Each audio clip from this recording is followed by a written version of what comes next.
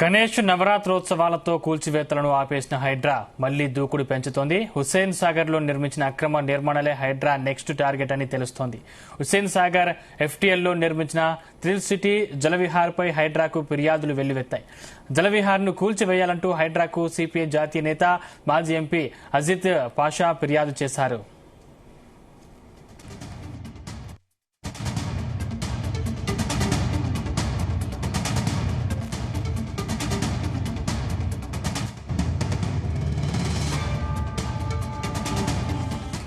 Hussain Sagar FTL buffer zone పరిధిలో 12.5 ఎకరాల్లో 2007లో జలవిహార్ ఏర్పాటైంది.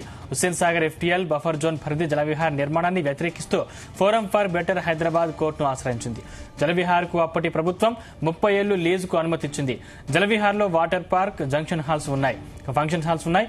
సందర్శకుల ద్వారా వచ్చే డబ్బులు ఫంక్షన్ హాల్స్ ద్వారా కోట్ల రూపాయలను జలవిహార్ ఆర్జిస్తోంది. జలవిహార్ వ్యర్థాలు కొన్ని హుస్సేన్ సాగర్ లోకి వెళతాయి. ఇదే అంశానికి సంబంధించిన మరిన్ని పూర్తి డీటెయిల్స్ మా క్రైమ్ బ్యూరో చీఫ్ రవితేజ అందిస్తారు.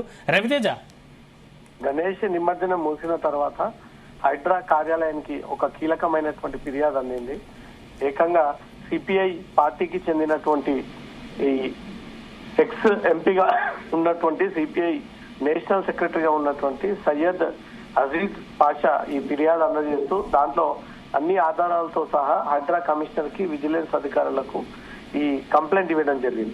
దీంట్లో జలవిహార్ ఎంటర్టైన్మెంట్స్ ప్రైవేట్ లిమిటెడ్ పేరుతో మేనేజింగ్ డైరెక్టర్ గా ఉన్నటువంటి ఎన్వి రామరాజు, ఇతను సీరియల్స్ చెందినటువంటి వ్యక్తి, సినిమాకు చెందినటువంటి వ్యక్తి అంటూ కూడా దాంట్లో మెన్షన్ చేస్తూ ఈ జలవిహార్ ఎంటర్టైన్మెంట్స్ ప్రైవేట్ లిమిటెడ్ మొత్తం ట్యాంక్ బండ్ కి ఆనుకొని ఉన్నటువంటి 12.5 ఎకరాల భూమిని కబ్జా చేసి దాంట్లో ఈ జలవిహార్ ని ఏర్పాటు చేసి దాని ద్వారా మీరు ఇల్లీగల్ గా అనుమతులు లేకుండా అక్కడ నిర్మాణాలు చేపట్టారు అన్నట్టుగా కూడా హైడ్రా అధికారులకు ఫిర్యాదు అందజేశారు. మొత్తం కోర్టు గతంలో గ్రీన్ ట్రిబ్యునల్ గానీ, హైకోర్టు గానీ ఈ ఏర్పాటుకు సంబంధించి జలవిహార్ ఎంటర్టైన్మెంట్ ప్రైవేట్ లిమిటెడ్ సంబంధించి ఏర్పాటు విషయంలో కూడా కోర్టు క్లియర్ గా డైరెక్షన్స్ ఇచ్చింది. ఆ డైరెక్షన్స్ ఏవి కూడా వాటి పాటించట్లేదు. దాంతో పాటు ఈ జలవిహార్ నుంచి మొత్తం వ్యర్థాలన్నీ కూడా ట్యాంక్ బండ్ లోకి వెళ్లిపోతా ఉన్నాయి. ట్యాంక్ బండ్ లో వీళ్ళంతా కూడా వేస్టేజ్ ని పంపించేస్తా ఉన్నారు. దీనివల్ల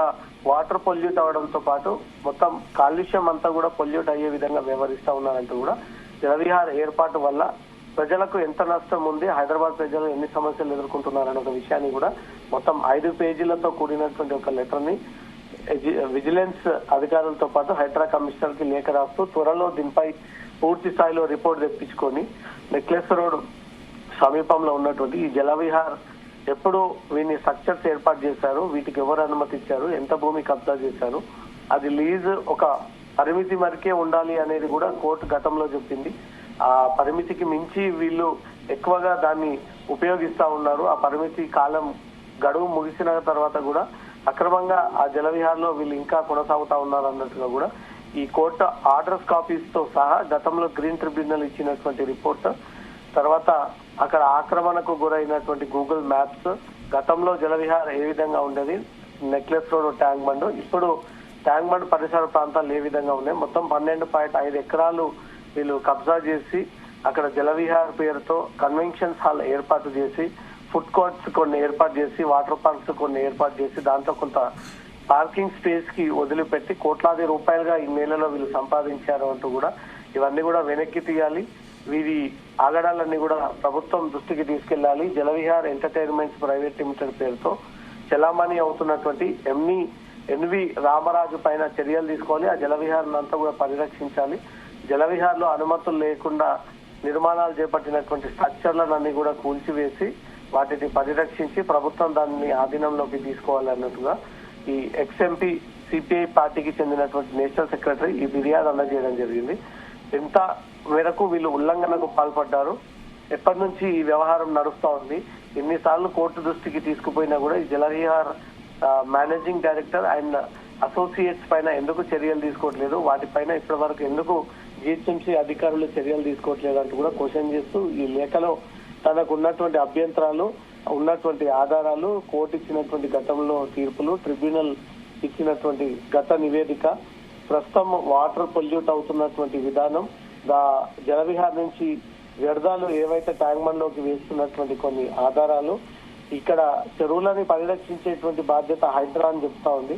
ట్యాంక్ బండ్ ని కూడా పరిరక్షించాల్సినటువంటి బాధ్యత హైడ్రాదే కాబట్టి బుద్ధ భవన్ సమీప ఆనుకొని ఉన్నటువంటి ఈ జలవిహార్ అక్రమాలన్నీ కూడా రిపోర్ట్ తోటి బయటికి తీసి సర్వే చేసి ఎంత మేర ఆక్రమణకు గురైంది, ఎన్ని ఇల్లీగల్ స్ట్రక్చర్స్ చేశారు, వీటి ద్వారా వీళ్ళు ఎంత సంపాదన చేస్తా ఉన్నారు అనేది కూడా రిపోర్ట్ అంతా కూడా తెప్పించి ఇవన్నీ తొందరలో కూల్చివేసి చెరువుని పరిరక్షించండి అంటూ మాత్రం వేసినటువంటి ఈ ఫిర్యాదు పైన హైడ్రా ఇప్పటికే సర్వేకు సిద్ధమైనట్టుగా తెలుస్తోంది. ఈ రోజా రేపా సర్వే రిపోర్ట్ హైడ్రాకి అందిందంటే నిజంగానే ఇచ్చినటువంటి ఫిర్యాదులో భాగంగా ఇల్లీగల్ గా ఇది భూమిని కబ్జా చేశారు, ఇల్లీగల్ గా అనుమతి లేకుండా ఈ స్ట్రక్చర్స్ ఏర్పాటు చేశారు, నిజంగానే వాటర్ ని పొల్యూట్ చేయడంతో పాటు గాలిని కూడా వీళ్ళు కాలుష్యం చేస్తా ఉన్నారు అన్నట్టుగా మాత్రం ఎంక్వైరీలో ఈ సర్వేలో తేలితే మాత్రం ఖచ్చితంగా జలవిహార్ పూర్తి స్ట్రక్చర్ ని కూడా కూల్చివేసేటువంటి ఆలోచనలో హైడ్రా ఉన్నట్టుగా తెలుస్తోంది. Right, thank you Raviteja.